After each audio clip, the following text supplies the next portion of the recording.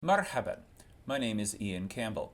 This series of 6 videos is the third series in a whole set of videos explaining the basics of how to speak, read, and write Al-Fusha or Modern Standard Arabic. These 6 videos will explore how to create simple sentences. This is much more complicated in Arabic than in English, mostly because Arabic lacks capital letters and helper words like is, a, or an. This third video will introduce you to the predicate of the nominal sentence, the second half of the sentence, in its various forms. So let's start with a better word for predicate, al-khabar, the piece of news, the information we give about the mubtada. So this comes from the root khabara, which means to inform someone. In Arabic and English, we usually see it in the plural, al-akhbar, the news. This has the alif bi hamza, letter number 1 bi sukun, letter number 2 alif, letter number 3 af'al, plural pattern, which is the most common one for plural nouns. However, in grammar here, we're going to use it in the singular, al-khabar, the piece of news. So in English, we call this a predicate, which is not a word most American college students are going to know. And so we'll just call it the khabar from here on out. The predicate is the information we give about the mubtada. The mubtada is what we're talking about. The khabar is who, what, or where, or how it is, or what it's doing. And this can take many forms, and the rest of this video will be me going through the most common types of khabars. So the single most common kind is an indefinite noun or noun adjective phrase. You'll remember from the first video that when we go from definite to indefinite is what tells us that we have a sentence and where we put the is, am, or are. So the second half of the sentence, the khabar, is most often indefinite. So we can say, hadhihil mar'a. Remember that demonstratives, hadha and hadhihi, this, that, these, and those, are all considered definite for this purpose. Al-mar'a is mu'arraf or definite bisabab alif lam, and then we have ghair mu'arraf or indefinite. So this woman, what about her? She's a professor. And so this is not really that easy or difficult to deal with, but it has a lot of bells and whistles.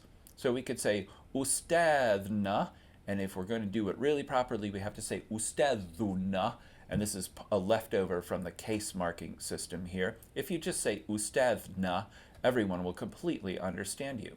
This word is definite because it has a domir or possessive pronoun, and then we get to ghair mu'arraf or indefinite, rajul Lubnani.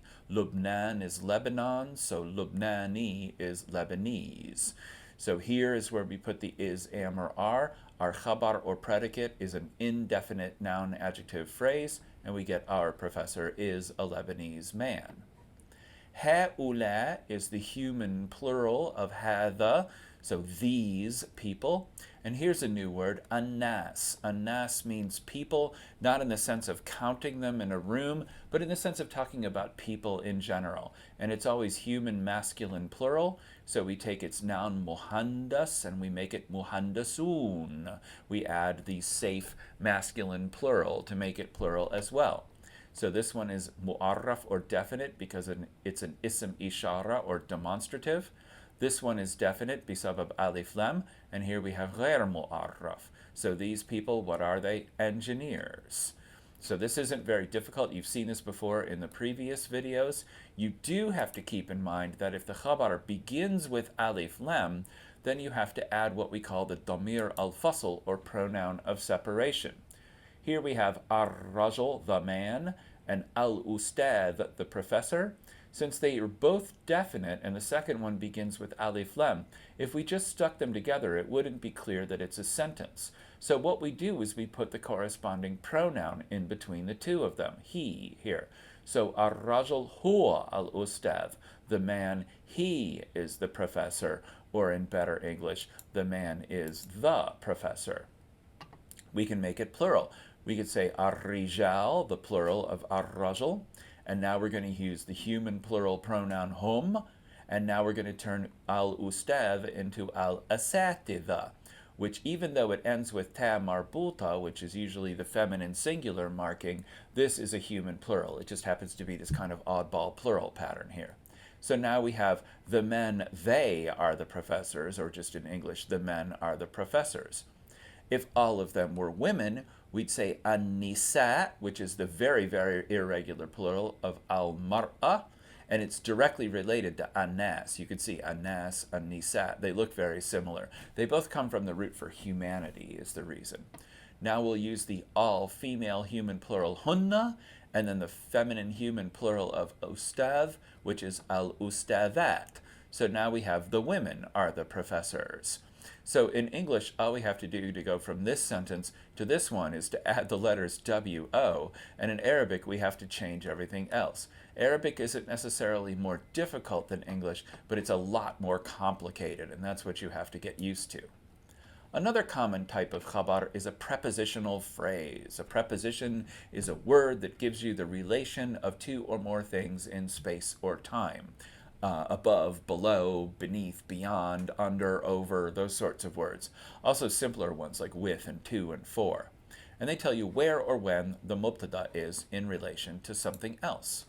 So we could say zamili, a zamil is a classmate, zamili, my classmate, and because he has a damir or possessive pronoun, that makes him definite.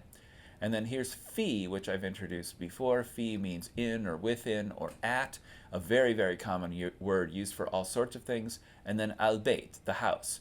So my classmate in the house, and what we mean is my classmate is in the house. And we usually use this in Arabic to mean at home as well, unless we're making it clear he's in somebody else's house. So we could just as easily parse this as my classmate is at home.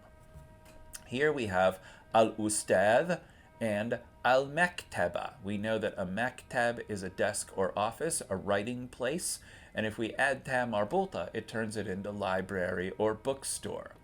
And here we have the preposition amam. Amam means in front of. So if you go to a mosque on a Friday, you'll meet this chap known as the imam. And he's called that because he stands in front of everybody else and gives you the khutbah or sermon. So amam is in front of. It's a preposition. Here's al-maktaba again, the library. And al-hadiqa. Hadiqa is a great all-purpose word for green space. Park, garden, lawn, quad, whatever you want to call it.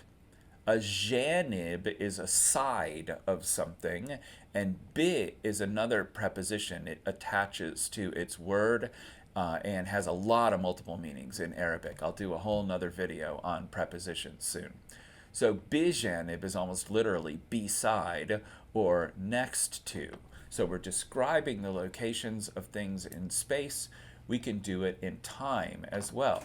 We could say as-saf, the class, min athaniya wa nusf. Min is usually from or among.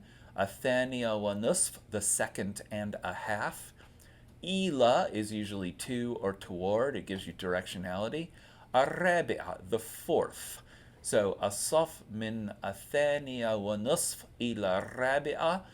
Class is from the second and a half to the fourth, or in better English, the class is from 2:30 until 4 o'clock. One of the quickest things you'll learn to do in colloquial Arabic rather than formal is telling time, because it's kind of a pain in the butt in formal Arabic. Another common type of khabar is a verb or verb phrase, and this tells us what the mubtada does, did, or will do, or for that matter, doesn't, didn't, or won't do. Verbs are very complex. There's all kinds of things you have to learn to use verbs perfectly, and some theory that you have to understand to use it as well.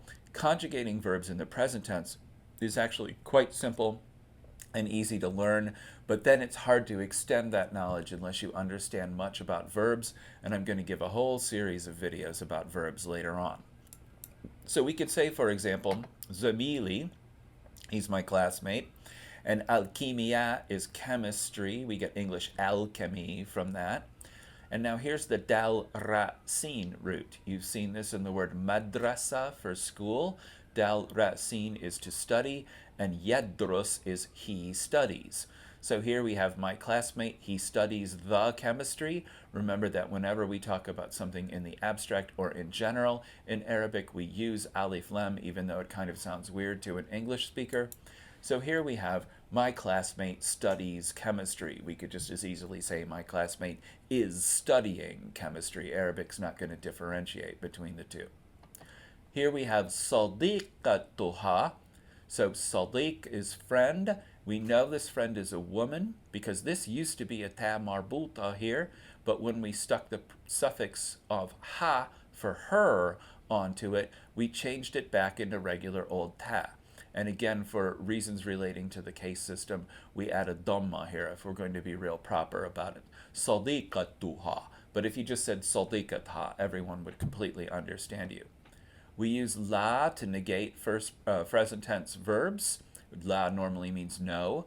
Taskun is she lives. Here's fi bait, in the house. And then at-tulab, the students. So these two words here are an example of what we call idafas, which will be the subject of the next series of videos, how you make one noun own another. So this should really be read as the house of the students here. So her friend doesn't, it really says friend her, or friend female her, no, she lives in house the students. And we get from this, her friend doesn't live in the house of students. And what we mean is the dorm or dormitory. The word dorm and dormitory comes from Latin for to sleep, but in Arabic we call it the house of the students. We could say we could do this in the past tense. We could say al-katib kataba al-kitab, which sounds ridiculous to an English speaker because it's these three closely related words, and we wouldn't do that in English. But in Arabic, it sounds poetic and classy in a way that doesn't really translate very well. This is a very common thing to do in Arabic. Use multiple words from the same root in the same sentence. It sounds poetic. So al-katib is the writer, kataba is wrote, Al-Kitab, the thing that is written, the book. So here we have the writer wrote the book. And now here's Sadiqatukum. So we've added the y'all's ending onto it. I'm from Georgia. I can say y'all, and you should say y'all too, because y'all is great. It gives us a plural you, which we totally have in Arabic and in Southern English as well. So Sadiqatukum. Again, you could just say Sadiqatukum, and everyone would get it totally. We negate past tense verbs with ma. Najahat means she succeeded. And then fil imtihan. And imtihan is a test or exam. So friend, female, y'all's. It did not, she succeeded in the test, gives us y'all's friend didn't succeed on the test. And y'all's is a great word, by the way. We can do it in the future tense. We could say Ahmed, our friend's name is Ahmed, and like many first names, it's not obvious that it's a person's name because Arabic lacks capital letters. You just have to learn the most common names. And then Sayahtor is he will attend, and then Al-Hafla is a party. So Ahmed Sayahtor Al-Hafla, inshallah, Ahmed will attend the party. And here's Aisha, in English Aisha, but in Arabic Aisha. Len is won't. Tahtor, she attends. Al-Muhadara, the lecture. So Aisha won't attend the lecture. I'll get into verbs in great detail later on. In fact, the next video is going to touch on them a little bit.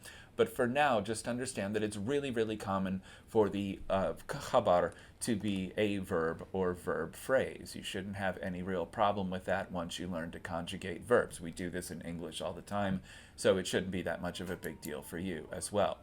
The khabar can often be a sentence unto itself and can contain multiple clauses, just like this sentence here, just like English sentences can also become complex. But the basic building blocks are pretty easy to deal with once you recognize them. And for complex sentences, you break them up into the basic building blocks and decode them or encode them. That way, you could totally learn to do this. It will take you a while, but it shouldn't present you a problem.